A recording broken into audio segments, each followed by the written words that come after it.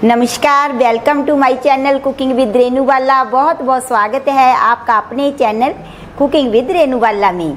तो सावन के महीने में सत्तू से बहुत सी मिठाइयाँ बनाई जाती हैं, तो उसी बात को ध्यान में रखते हुए आज हम सत्तू से यानी के भुने हुए चने से आपको ऐसी बर्फ़ी बनाकर दिखाएंगे, बताएंगे कैसे बनाई जाती है, जो बहुत ही कम घी में बन जाती है। अगर आप चाहें उससे भी ज़्यादा कम घी डालना, जितना मैं डाल रही हूँ, तो सिर्फ एक बड़े चम्मच मात्र घी से यह बर्फ़ी बनकर तैयार हो जाती है। बेहद पौष्टिक है और स्वादिष्ट तो बस पूछिए ही मत, इतनी है आप जब देखेंगे तो बनाने पर मजबूर हो जाएंगे। तो आइए जाने कौन कौन से इंग्रेडिएंट चाहिए। ये हमने 150 ग्राम भुने हुए चने लिए हैं जिसका छिलका उतरा हुआ है। और अगर कप से देखें तो ये मेरे पास अमेरिकन नाप से 240 ml का कप है, जो ऊपर तक बिल्कुल ऊपर तक ही फुल भरा हुआ था। तो 100 ग्राम हमने चीनी ली है। चीनी आप इसे थोड़ी कम भी ले सकते हैं और 125 ग्राम तक भी ले सकते हैं, बराबर की भी ले सकते हैं 150 ग्राम। ये आपके स्वाद पर निर्भर है। तो मैंने तो 100 ग्राम ली है। तो थोड़े से काजू, नारियल का गोला होता है ना, उसे मैंने कद्दूकस कर लिया। डेजिकेटेड कोकोनट, मगज़, पिस्ता बारीक बारीक कटे हुए, 4-5 इलायची, देसी घी और एक बर्क और केवड़ा और बर्क ऑप्शनल है। तो सबसे पहले हम क्या करेंगे, अपने भुने हुए चने को मिक्सी के जार कंटेनर में डालकर इसे ग्राइंड कर लेंगे। ठीक है जी।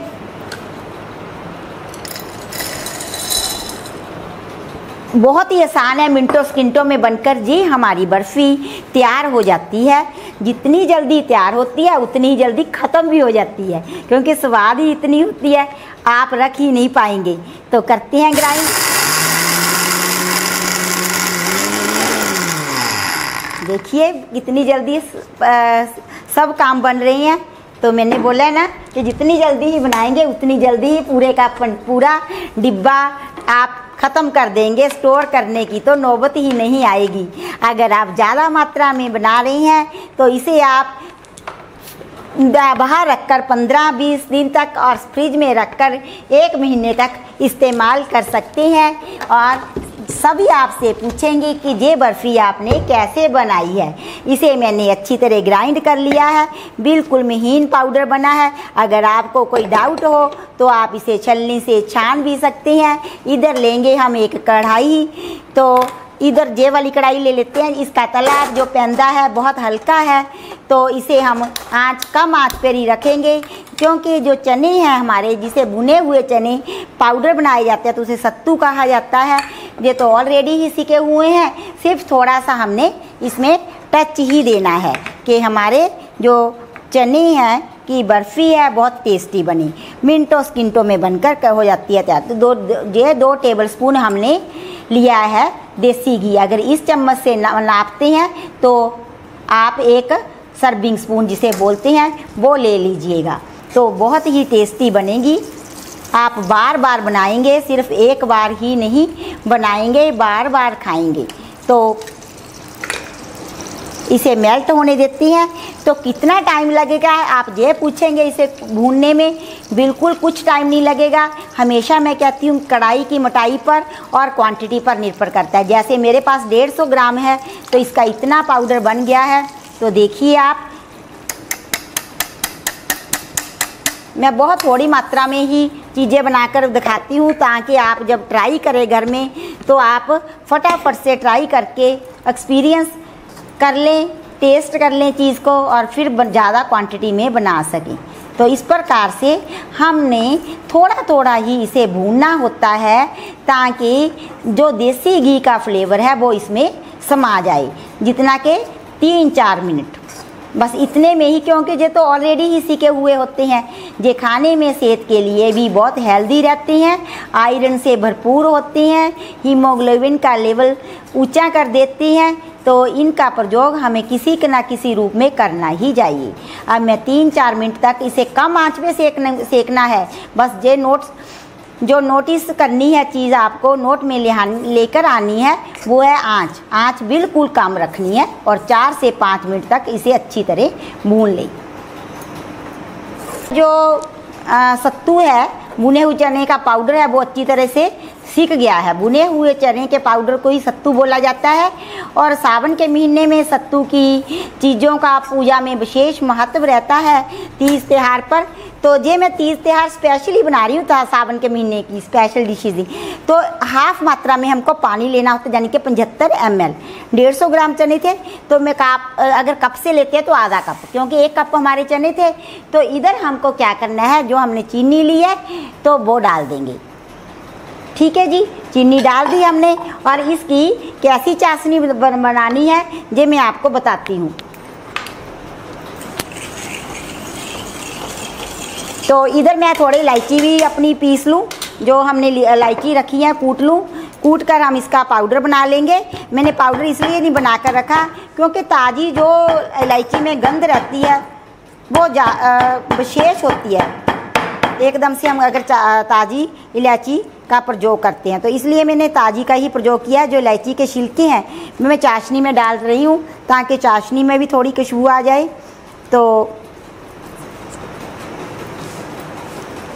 थोड़ा इलायची का पाउडर भी डाल देंगे चाशनी में हम, ताकि 2 इलायची मैंने कूट ली है, क्योंकि हमारा जो है बर्फ़ी का मटेरियल बहुत ही मैंने थोड़ा लिया है, इसलिए मैं उसी मात्रा में सभी इंग्रेडिएंट्स ले रही हूँ। इलायची का पाउडर हम चाशनी में मिला देंगे ताकि इक्वली जो स्मेल है इलायची की वो सारी बर्फ़ी में आ जाए। तो धीरे धीरे हमारी जो चीनी है वो भी मेल्ट होनी शुरू हो गई है। तो ठीक है जी, ये हमने डाल दिए हैं। तो अब हम लाएंगे चाशनी। चाशनी कैसी बनानी होती है ये मैं आपको बताती हूँ कि हमने किसी प्रकार की चाशनी। अब ये घुल रही है, घुलने देती हैं। तो इधर हम अपनी ट्रे को जिसमें हमने बर्फ़ी को जमाना है उसे अच्छी तरह ग्रीस कर लेते हैं। ठीक है जी, ताकि हमारी जो बर्फ़ी है अच्छी तरह जम जाए और हमें उसके पश्चात बर्फ़ी सेट होने के पश्चात कोई दिक्कत का सामना ना करना पड़े। आसानी से हमारी बर्फ़ी ट्रे को छोड़ दे। ये बर्फ़ी बहुत अच्छी और बहुत मिनटों सेकंड में बनकर रेडी हो जाती है, हेल्दी है। हाँ, घी मैं एक बात और बता दूं, अगर आप घी का ज़्यादा प्रयोग करना चाहते हो ज़्यादा भी कर सकते हैं। जैसे 150 ग्राम है तो आप 100 ग्राम तक घी भी डाल सकते हैं। और अगर कम करना चाहते हो तो 1 टेबलस्पून में भी ये बनकर तैयार हो जाते हैं। यही इसकी खास बात है। जैसा भी आप चाहें उसी प्रकार आप कर सकते हैं, बस यही इस बर्फ़ी की खासियत है। तो सारी ट्रे को मैंने अच्छी तरह कॉर्नर्स को भी ग्रीस कर दिया है। इतनी की हमारी बर्फ़ी आएगी। तो अब हम देखते हैं चाशनी का, पूछते हैं मजाज क्या है। चीनी हमारी घुल गई है, थोड़ा और पकाते हैं, 1-2 मिनट रखेंगे। कैसी वे मैं आपको बताती हूँ, थोड़ी से पकने दीजिए। हमने 1 तार या 2 तार की नहीं चाशनी बनानी। अगर आपकी चाशनी ज़्यादा पक जाएगी तो आपकी बर्फ़ी कीड़ी हो जाएगी, सख्त हो जाएगी। अगर कम होगी तो लूज हो जाएगी। तो इसे पकने दीजिए, मैं आपको बताती हूँ। अगर आपको मैल उतारना है तो आप इस प्रकार से इसमें थोड़ा दूध वगैरह डाल सकते हैं, परंतु जब मैल नहीं है, ये इलायची का पाउडर है, वो मैंने आपको करके दिखाया है। क्योंकि जब हमने तो इलायची डाली थी ना, जो दूसरी चीनी है जो साफ़ वाली मिलती है ना, मतलब के ग्रोसरी शॉप से, ये दूसरी है, इसलिए इसमें मैल वगैरह नहीं रहती। तो अब हम चेक करें थोड़ा, इसके चाशनी अभी तैयार नहीं हुई तो बस हल्की सा चिपचिपाहट हो, जैसे शहद होता है ना, शहद हम जब हाथ पे लगा चिपता है। तार वार नहीं बनानी। अगर आपका तार वार के चक्कर में है तो आप ऐसे देख लीजिए कि हल्का हल्का तार बननी शुरू हो जाए, नहीं तो वो आपकी बर्फ़ी क्या होगी कि जब आप काटना चाहेंगे कटेंगी नहीं, सख्त हो जाएगी। ठीक है जी, इस प्रकार देखिए अभी थोड़ी कमी है, चिपनी नहीं लगी, वैसे है। देखिए हमारी जो चाशनी ऐसे चिप रही है, तार नहीं बन रही, बिल्कुल चिप रही है, हल्की सी वैसे करने पर चिपक रही है। अगर आप तार बार बनाएंगे तो बर्फ़ी हार्ड जमेगी।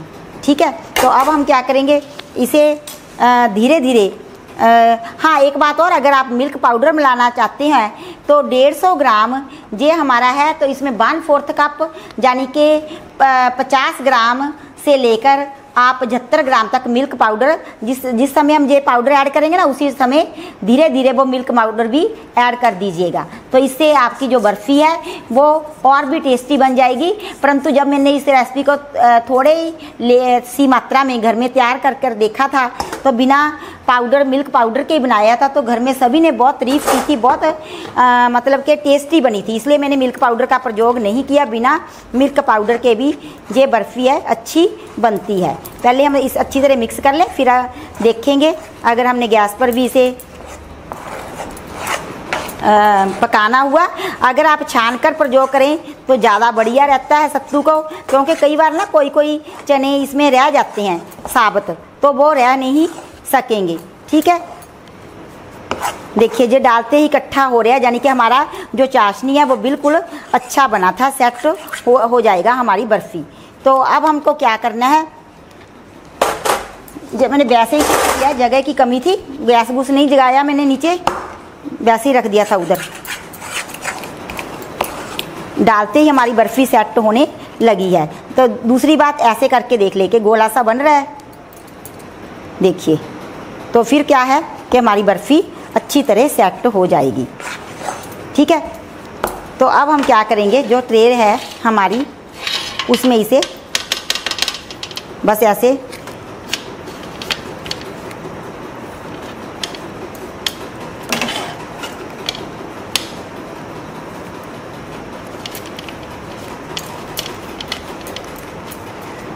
बस मैं सेट करूँगी और कुछ नहीं करी। देखिए हमने अपनी बर्फ़ी को अच्छी तरह सेट कर लिया, परंतु मेरे से ना एक बहुत बड़ी गलती होगी। जो नारियल का बुरादा है ना, जब चाशनी डाल लिया हमने, नारियल का भून लिया था ना, सत्तू को भून लिया था, घी में सेक लिया था, तब हमें इसे मिक्स करना था। अब अगर मैं फिर से करती तो बर्फ़ी इतने में सेट हो जाती, इसलिए मैंने ये रख लिया। और ये केवड़ा या रोज़ एसेंस है वो भी हमें मिलाना था। दोनों बहुत बड़ी गलती होगी। जब आप चाशनी में मिलाएं तो उससे पहले ये डाल दिया। अब मैं ऊपर डाल देती हूँ, कुछ तो असर आएगा ही ना। तो नारियल का बुरादा भी हम ऐसे ही कर लेते हैं, तो अब थोड़ा आएगा, नहीं बीच में डाल दे तो बहुत ही अच्छा इसका फ्लेवर आता, और क्वांटिटी में भी हमारी बढ़ जाती है, और टेस्ट भी बिल्कुल भी चने का पता नहीं चलता अगर हम बीच में नारियल का ये पाउडर मिलाते हैं। चलो अब तो ऊपर ही मिलाना पड़ेगा, कोई बात नहीं। और इसी प्रकार थोड़ा प्रेस कर देंगे, ये सेट हो जाए। आज तो ना बातों ही बातों में बहुत बड़ी गड़बड़ होगी। चलो आप ध्यान रखना, जब नारियल हम सत्तू को सेक लें तो उसी वक्त इसमें डेजिकेटेड कोकोनट डाल लें। ये मैंने 3 टेबलस्पून लिया था इतनी मात्रा के लिए। तो अगर मात्रा में लें तो आप इसमें 50 ग्राम तक ले सकते हैं। 150 ग्राम में जितना भी आपको पसंद हो उसी लिहाज से आप थोड़ा दबा देंगे, ताकि ड्राई फ्रूट्स इसमें सेट हो जाएं। ऐसे ही मतलब हम लेंगे ये पिस्ता की कतरन, इसे भी थोड़ा दबा देंगे, नहीं तो बहुत ही टेस्टी बनती है। जो नारियल है ना उसका टेस्ट बहुत अच्छा इसमें आ जाता है, तो पता भी नहीं चलता कि ये सत्तू की बनी हुई है या किसी और चीज़ की बनी हुई है, बेसन की है।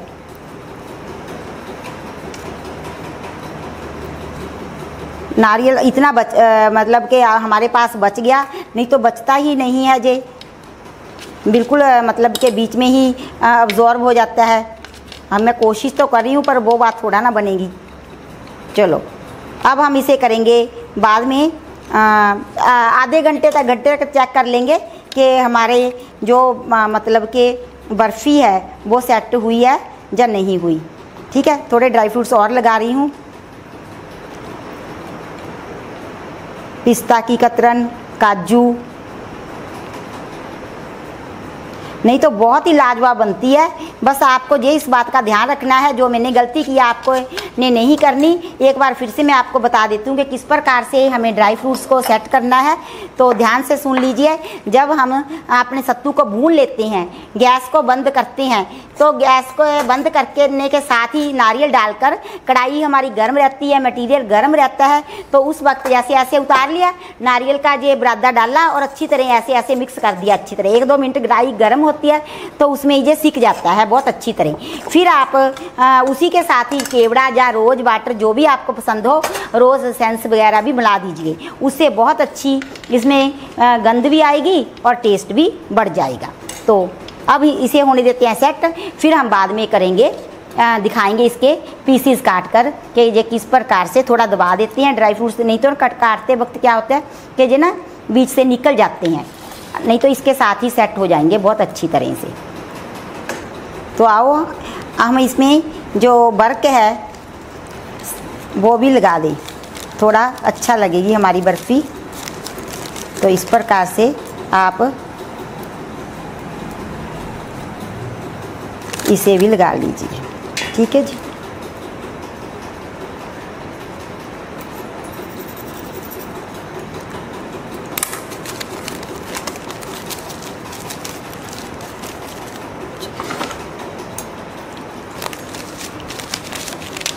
देखिए आधे घंटे में हमारी बर्फ़ी बिल्कुल सेट हो गई है। अब हम इसके पीसेस काटेंगे, चकोर जिसे हम डायमंड कट भी बोलते हैं, और चॉर्स जैसे भी आपको पसंद हो, डायमंड कट, चकोर जैसे भी आप कटना पसंद चाहें करते हैं वैसे इसके पीसेस कर लें। सावन में बहुत से त्यौहार आते हैं, रक्षाबंधन, तीज, हरियाली तीज, और शंकर भगवान की तो हर रोज़ विशेष पूजा होती है। तो व्रत भी रहते हैं सावन महीने में, सोमवार के गौरी का व्रत भी रहता है, मंगला गौरी का। तो उसमें भी यह बर्फ़ी आप बेझिझक होकर प्रयोग कर सकते हैं। अगर आप एक समय खाना खाकर व्रत करते हैं शंकर जी का, अगर फलोहारी करते हैं तो अलग बात है।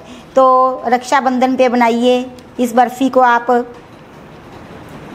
और तीज पे बनाइए, नाग पंचमी, बहुत से त्यौहार पड़ेंगे इसमें हमारे जहाँ, तो विशेष रूप पे त्यौहार रहते हैं। तो इस बर्फ़ी को बनाइए। कमेंट बॉक्स में कमेंट डालकर मेरे साथ अपना एक्सपीरियंस शेयर कीजिए कि मेरी बनाई हुई रेसिपीज़ आपको कैसी लगती हैं। तो देखिए बहुत ही अच्छी बर्फ़ी बनती है। मैंने पहले थोड़ी सी इस ट्राई की थी ना, तो इसलिए मेरे को मालूम है घर में सभी ने इतनी पसंद की कि बहुत ही टेस्टी बनी है कि पता भी नहीं चल रहा कि किस चीज़ की बनाई है हमने। तो बन भी बहुत जल्दी आती है। बेसन की बनाते हैं तो काफ़ी समय लगता है, समय लेती है बनाने में।